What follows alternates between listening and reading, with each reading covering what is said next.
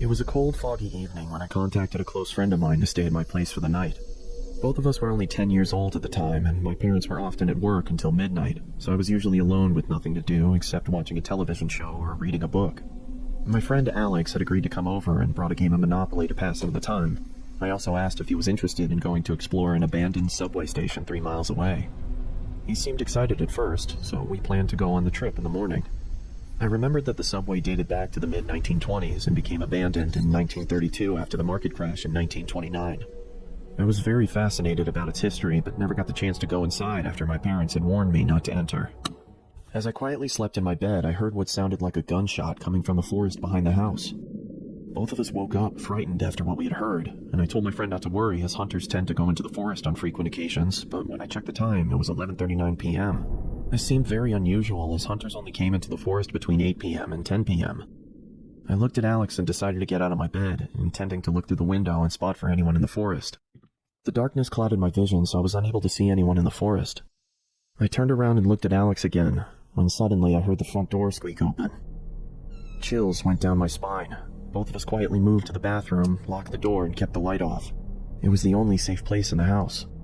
Both of us were terrified as we desperately tried to keep as calm as we could. We heard footsteps getting louder and louder until they stopped in front of the bathroom door. And then this is when the most terrifying sound forced my heart to almost burst.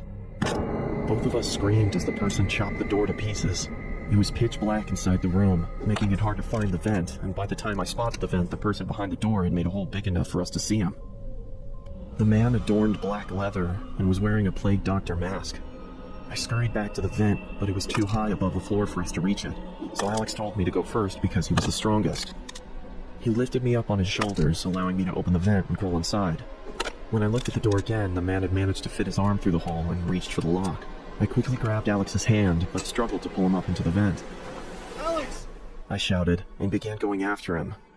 I pursued the figure until I was led to the abandoned subway deep within the forest. It was chilly and foggy, meaning that I could only see objects within a range of 5 or 6 yards.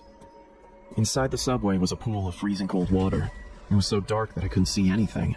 I had to rely on listening to the screams from Alex and track the source. As I slowly walked through the subway, I was now struggling to breathe under the intense stress and fear of the situation. "Alex!" I called, but there was no response. I continued walking through the water until the exit was no longer visible. I was now experiencing a massive panic attack. I had lost track of Alex, and I had no idea where I was or how to get out. "Where are you, Alex?"